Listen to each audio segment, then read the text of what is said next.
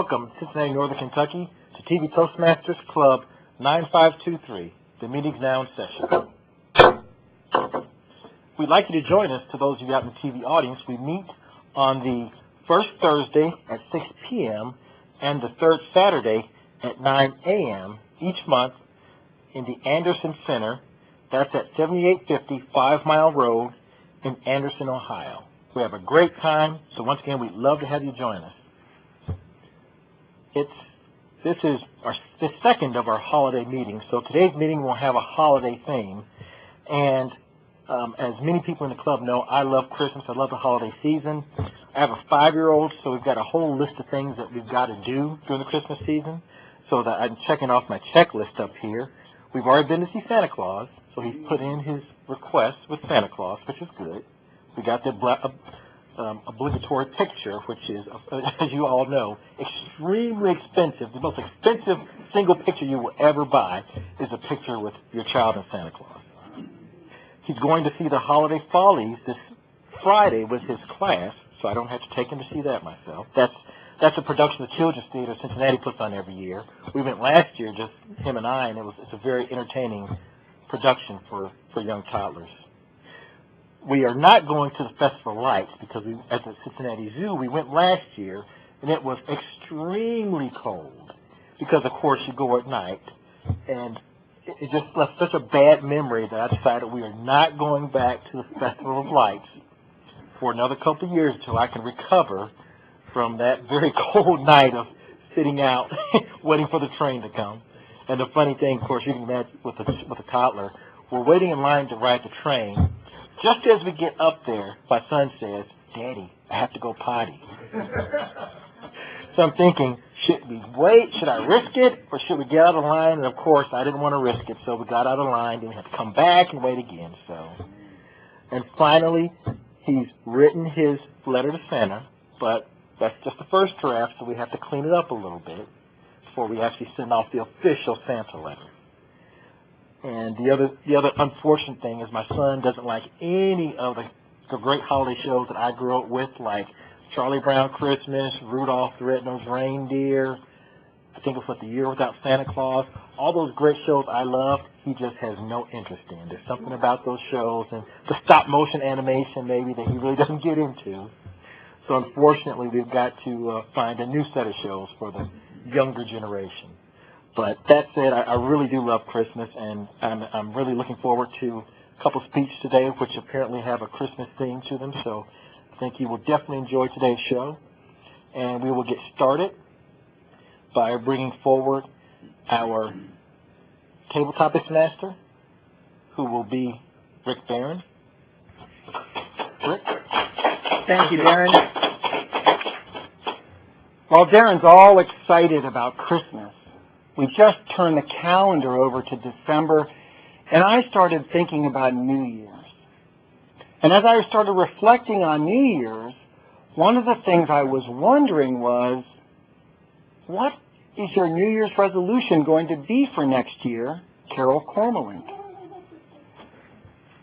Carol Cormelink, what is your New Year's resolution going to be for next year? Thank you, Mr. Topics Master and fellow Toastmasters, and our welcome guests in the audience and at home. My desire for next year is that you see less of me. That physically, right. And I've been on a program where I've lost 10 pounds and 17 inches, and I said, that's really nothing. Next year at this time, if I'm even less than that, then I'll be a success. But anybody can go on a diet or a program, protocol, and lose weight. The trick is keeping it off. I've lost hundreds and thousands of pounds, but keeping it off. So that will be when I will determine how successful or unsuccessful that I have been in my new protocol on eating healthier. And I was at Whole Foods today. They had a Vitamix demonstration. I have a Vitamix, and I do make smoothies in the morning. You can make so many nice raw things, and they're giving a $50 discount right now. It was really neat to see all these things. In fact, I'm going to have company for lunch tomorrow, and I'm going to demonstrate the Vitamix and grind up the carrots and the pepper and everything to make a wrap. And I have the wrap, and so they'll see it freshly made with all the good ingredients. And I told the lady she had a visual that showed the two different bodies, and the one that has all the junk food has a cutaway, and you can tell the junk, the Twinkies, and that guy's like this big, and the other guy who's eating the healthy food, he's got a good physique and all that, and there's quite a bit of difference in your health, how vibrant you feel when you're eating healthily. Mr. Table Topics Master. Thank you, Carol. To continue on the theme of new, I was wondering, what new toy, gadget, or piece of clothing do you want to get for Christmas, Darren Henderson? New piece of toy, clothing, or something of that nature? Thank you, Mr. Table Topics Master. I'm definitely a gadget person, and a perfect example of that is I have an iPad. It's the older generation iPad, but I think it's still less than 2 years old. And I'm such a gadget person that I was in the store the other day. They've got this new Kindle Fire out. And even though the iPad does everything that the Kindle Fire does, I picked it up, I held it in my hands, and it's a lot smaller than an iPad. I thought, this would be really nice to read books on, and I really talked myself into convincing my wife that I needed a Kindle Fire for Christmas, despite the fact that I already have a fine iPad. And I actually did get to the point of saying, I think I know what I want for Christmas. I think I want a Kindle Fire. And then, of course, I got a barrage of, why would you need another device when you already have an iPad, which works fine, which is less than 2 years old? And I tried to give these perfectly rational reasons why I needed one, because the iPad is used for this set of functions, and the Kindle Fire is used for this set of functions. And as I heard myself speaking, I realized how ridiculous it sounded. So, that said, I've given up the desire to have a Kindle Fire, and I will stick with the iPad. But I'm still in my mind thinking, and to tell you what, I really kind of halfway gave up on the Kindle Fire, because I thought to myself, well, I won't ask my wife to buy a Kindle Fire this year for Christmas, because that means I can upgrade to a different iPad that much sooner. So I kind of talked myself out of the Kindle Fire, but I kind of had ulterior motives also. So, Table Topics Master. Thank you, Darren. It sounds a little bit to me like you are using the similar kind of logic that your son may use when he's going through creating his list for Santa Claus, trying to justify the things that he puts on his list based on the toys or clothing or other things that he already has. So it'll be interesting to see if that logic pays out for you, because I'm sure it'll probably pay out for him. One more Table Topics question today. And I was thinking about new beginnings. Chris Tehan, can you tell us about a new beginning that you've had recently? Thank you, Mr. Table Topics Master. New beginnings. A recent new beginning for me and my family is moving to Cincinnati. We've moved quite a bit over the past 7 years. And in a previous icebreaker speech, I talked about the fact that we had lived in 4 states, in 3 homes in 4 states in 7 years. So this is a new beginning for us here in Cincinnati, and for me, I hope it becomes an old hat. Hopefully we're here for the very, very long time and set down roots. This has been something new for me because I grew up in Columbus, and you'd think that living so close in Columbus to Cincinnati, it would be very similar, but it's actually quite different. Columbus is very flat and is a very different type of city, a newer city. And it's very kind of urban sprawl and a lot of developed neighborhoods and large developments of neighborhoods. Whereas Cincinnati is very hilly, of course, and has a lot of pockets of neighborhoods. And that's something that was kind of surprising to my wife and myself, even though I grew up in Columbus and had been here many times, but only downtown for Reds games and Bengals games. So that's my new beginning. Mr. Table Topics Master. Thank you, Chris. Outstanding. That concludes the table topics portion of our meeting today. I'll return control back to our Toastmaster, Darren Henderson. Thank you, Mr. Table Topics Master. At this point, we'll move on to the prepared speech portion of our meeting. And our first speaker today will be Chris Tehan. And this is actually Chris' second speech in the Competent Communicator Manual. And the title of his speech is The $102 Turkey Dinner. Please welcome Chris Tehan. Thank you.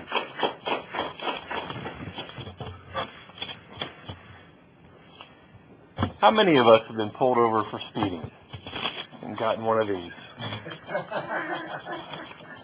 How many of us have been pulled over a lot of times for speeding? My cousin. Well, this happened to me on Thanksgiving Day, driving up I-71 to Columbus to have a Thanksgiving meal with my family.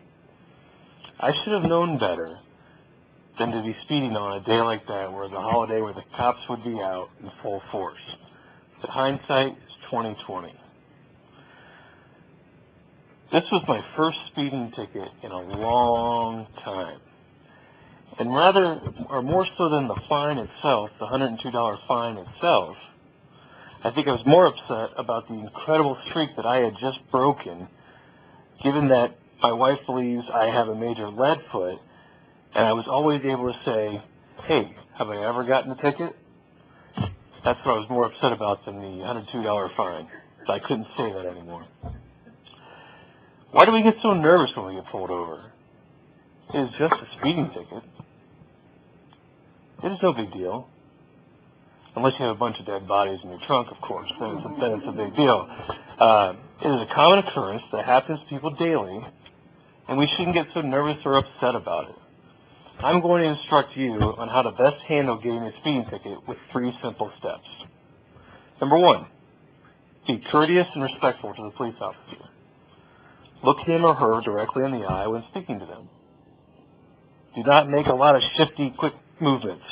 Police officers are a little edgy about that. They don't like to see a lot of sharp, quick movements while they're approaching the car. Be direct and honest when answering questions. A simple yes or no will do. They don't need to know your life story. Insulting them is generally frowned upon and is not going to make them think you are just a misunderstood citizen with an out-of-control gas pedal. Number 2, do not offer up a bunch of lame excuses. You were speeding, you got busted, live with it. They've heard them all before. Do you think you're the first one that's told them that you're late for a flight at the airport? Excuses are likely to make the situation worse, as the officer thinks that you're insulting their intelligence. Lame compliments on the officer's appearance and job performance aren't going to work either. Number 3, take your medicine that you are inevitably going to receive from your spouse with grace. I will repeat, you were speeding, you got busted, live with it. The only proper response to anything that your spouse says is, you are correct, dear. Just hope that you are not too far from your destination so that you can distance yourself from your spouse as quickly as possible. Unfortunately for me, we were going to spend a day with my family where my wife could regale the whole family again and relive the episode over and over again, blow by blow. So the next time you get pulled over by the police for speeding, remember, be courteous and respectful when speaking to the police officer. This is also probably a good rule for anybody in the general vicinity, i.e. your spouse. Do not offer up a bunch of lame excuses that the police officer will not buy. Take your medicine from your spouse as you screwed up. One note on this speech, though. If you get pulled over for something else than speeding, say like drug trafficking, these 3 steps are probably not going to help you. I will say the worst part about the whole experience was the next time my wife tells me to slow down, I can no longer say, hey, have I ever gotten a ticket? Thank you, that's fine.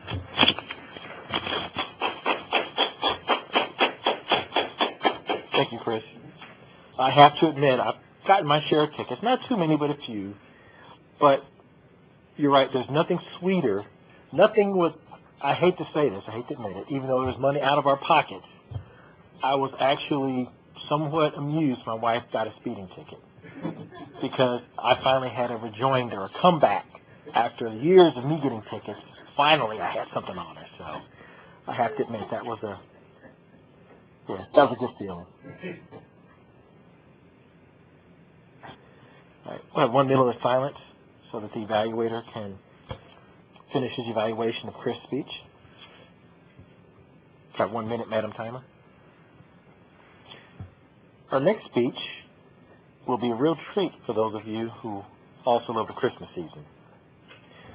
Rick Barron will be giving a speech from the Storytelling Manual. This is Project 1, and the title of his speech is How the Grinch Stole Christmas.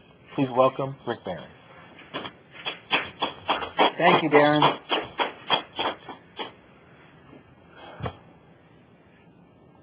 Every Who down in Whoville liked Christmas a lot.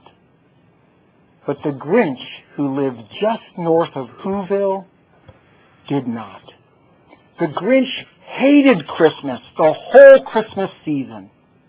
Now, please don't ask why. We really don't quite know the reason. It could be perhaps that his shoes were too tight, or maybe his head just wasn't screwed on just right.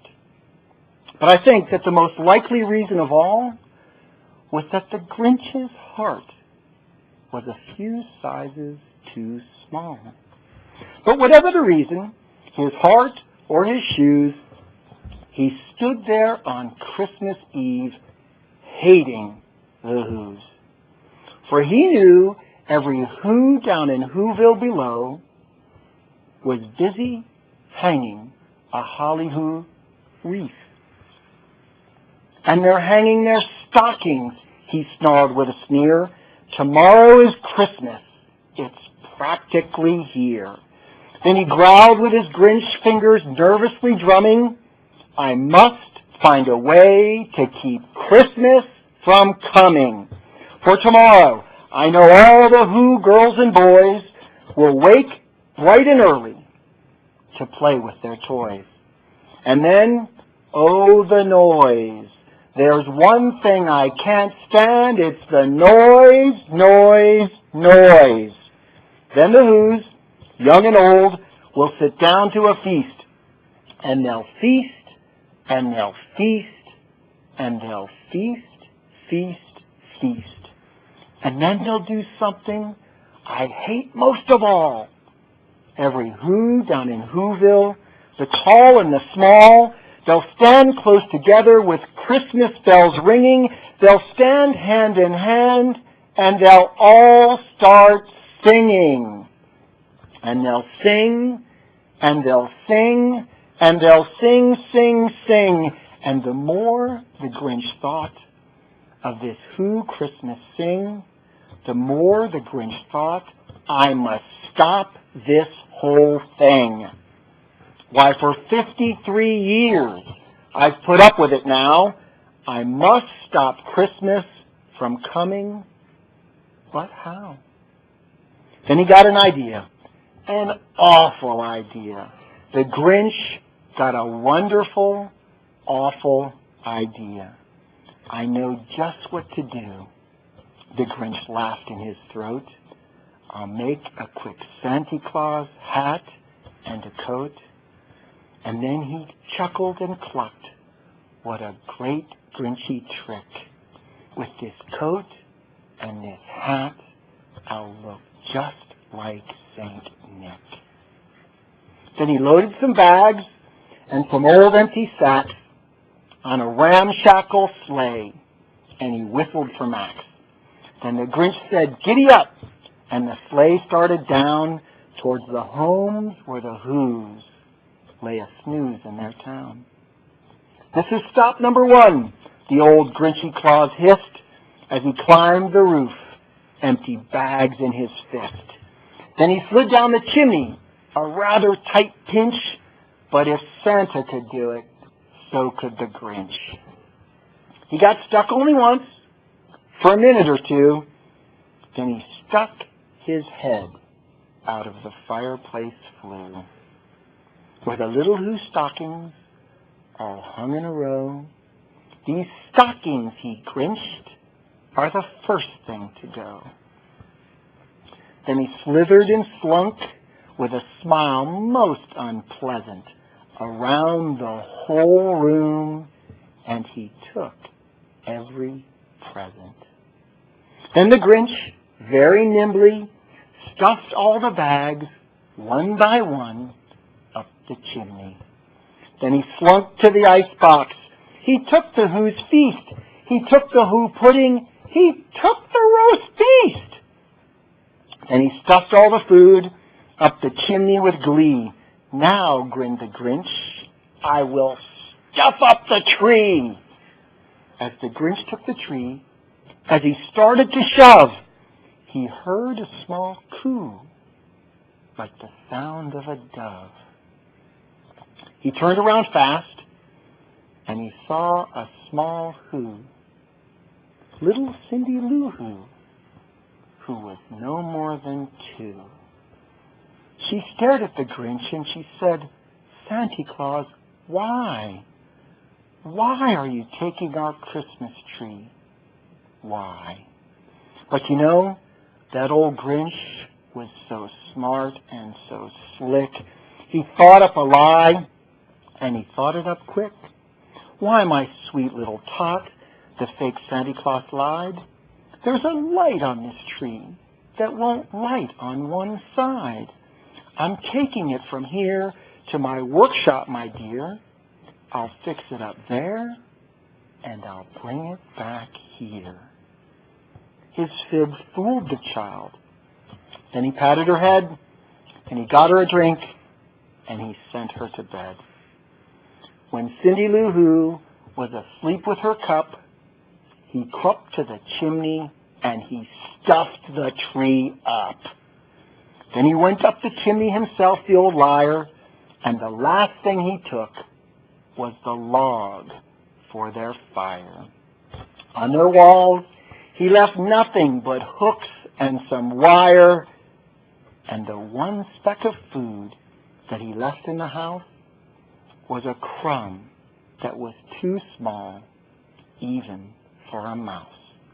Then he did the same thing to the other Who's houses, leaving crumbs much too small for their mouses. It was dawn. All the Who's still in bed. All the Who's still a snooze when he packed up his sled. 10,000 feet up the side of Mount Crumpet, he rode with his load to the tip-top to dump it. Pooh-hoo to the Who's, he was grinchily humming. They're finding out now that no Christmas is coming. They're just waking up. I know what they'll do. Their mouths will hang open for a minute or two. Then the Who's down in Whoville will all cry, boo-hoo. That's the noise, grinned the Grinch, that I simply must hear. He paused, and the Grinch put his hand to his ear. And he did hear a sound rising over the snow. It started in low, then it started to grow. But this sound wasn't sad. Why, this sound sounded glad. Every Who down in Whoville, the tall and the small, was singing without any presents at all. He hadn't stopped Christmas from coming. It came somehow or another. It came just the same. And the Grinch, with his Grinch feet ice cold in the snow, stood puzzling and puzzling. How could this be so? It came without ribbons. It came without tags. It came without packages, boxes, or bags. He puzzled and puzzled until his puzzler was sore. Then the Grinch thought of something he hadn't before. Maybe Christmas, he thought, doesn't come from a store. maybe Christmas perhaps, is a little bit more. And what happened then? Well, in Whoville they say that the Grinch's small heart grew 3 sizes that day. And the true meaning of Christmas came through, and the Grinch found strength of 10 Grinches plus 2. And now that his heart didn't feel quite so tight, he whizzed with his load through the bright morning light. With a smile in his soul, he descended Mount Crumpet, cheerfully blowing hoo-hoo on his trumpet. He rode into Whoville. He brought back their toys. He brought back their floof to the boys and the girls. He brought everything back, all the food for their feast. And the Grinch even got to carve the roast feast. Welcome, Christmas. Bring your cheer. Cheer to all who's far and near. Christmas Day is in our grasp, so long as we have hands to grasp. Christmas Day will always be just as long as we have we. Welcome Christmas while we stand, heart in heart and hand in hand. Merry Christmas.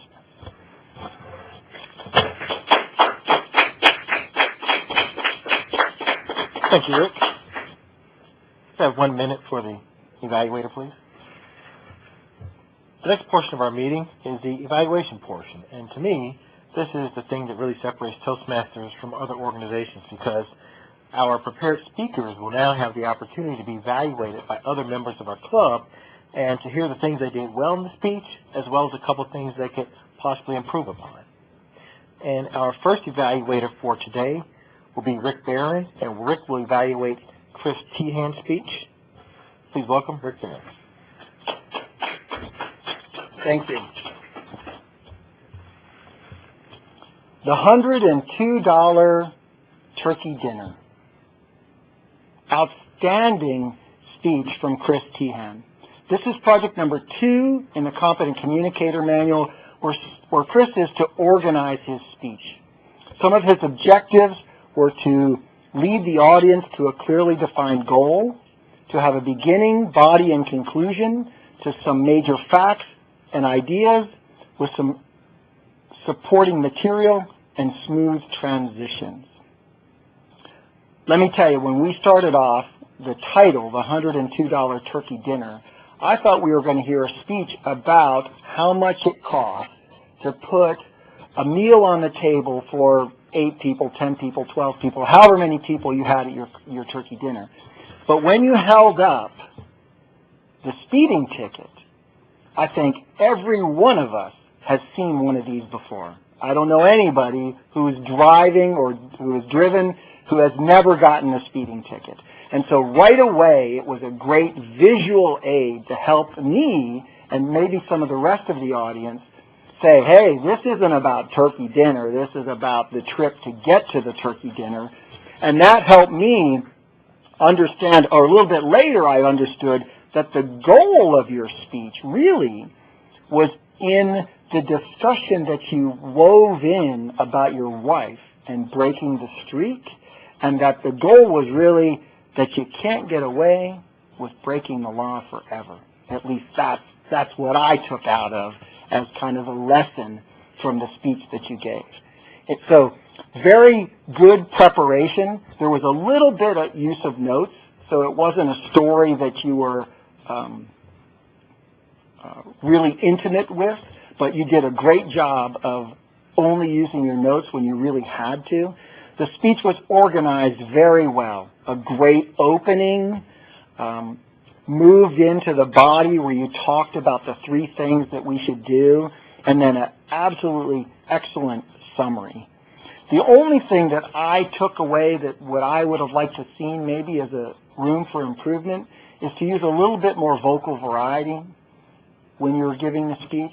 You know, raise your voice a little, lower your voice, quiet it down a little, speed up, slow down, that you can really use your voice as a great way to help make points and to help the audience understand the points that you're trying to make.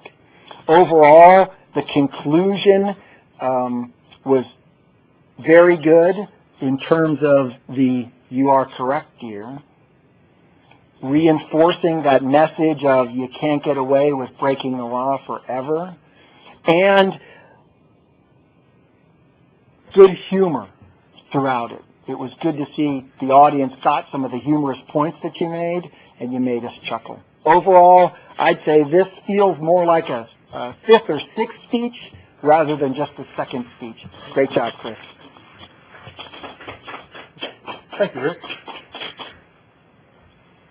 Our next evaluator, who will actually be evaluating Rick, will be Carol Cormlett. So please welcome Carol Cormlett.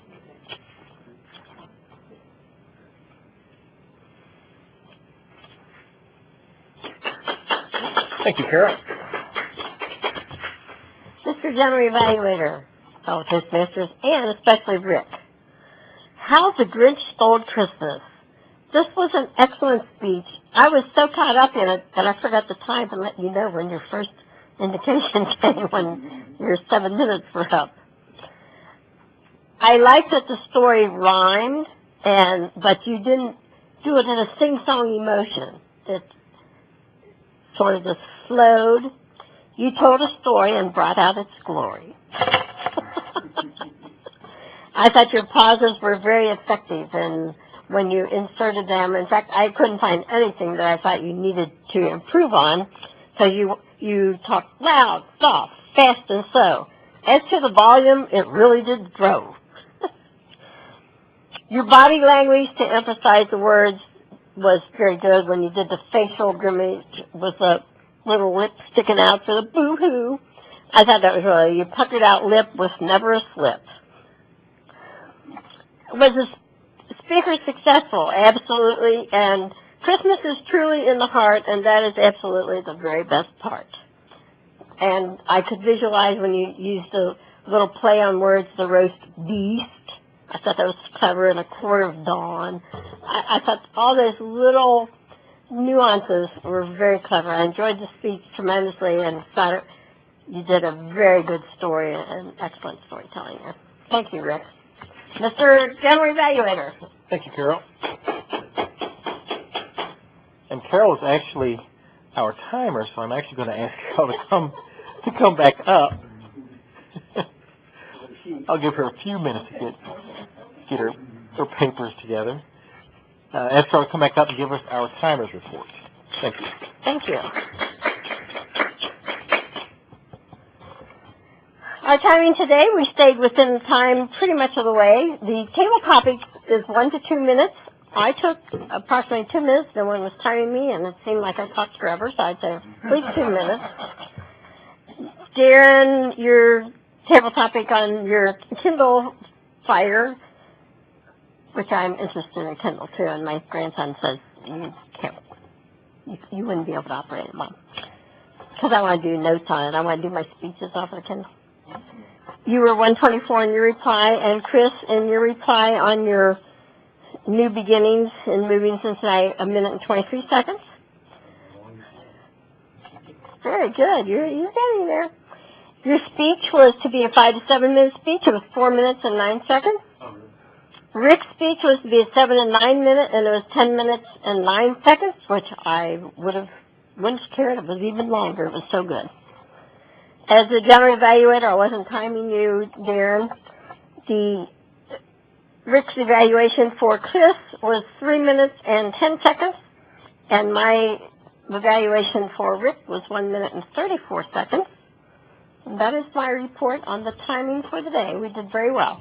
And I'm trying to remember to look the eyes down and not the head down. Thanks.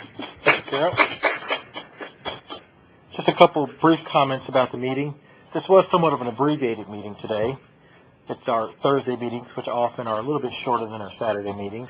However, I thought what we lacked in meeting time, I don't think we lacked in entertainment. I thought we had 2 excellent speeches.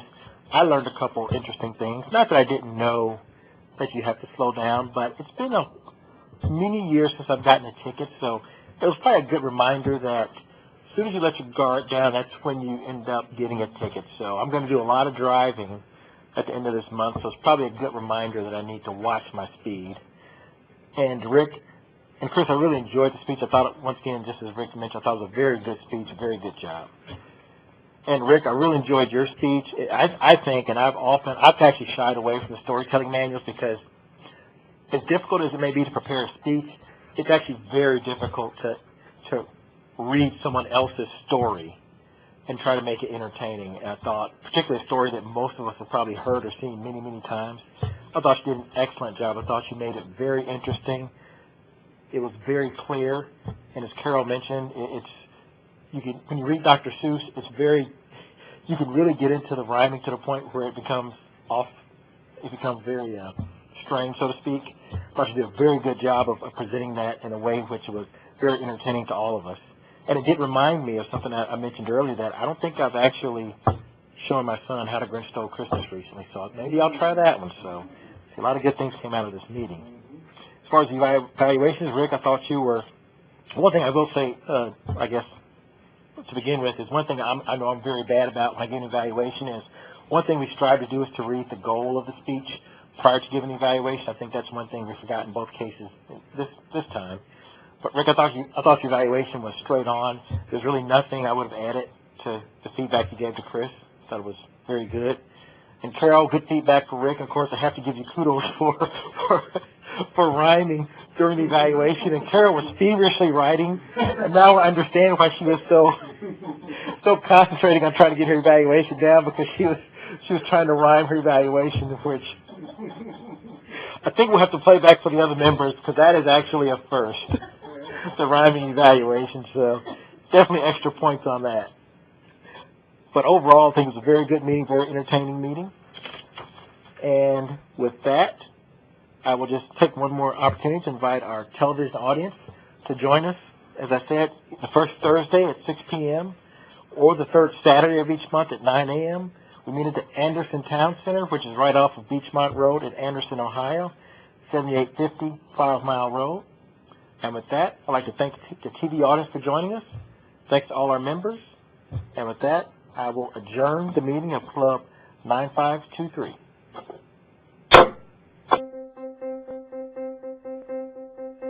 Name an effective political leader in history who couldn't speak well.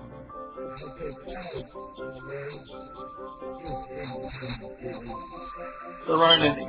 Because when it comes to a disease, Freedom requires leadership, and leadership requires oratory. You have to speak to be heard. I have a dream. It's all about personal growth and guts. Never give in. Never, never, never.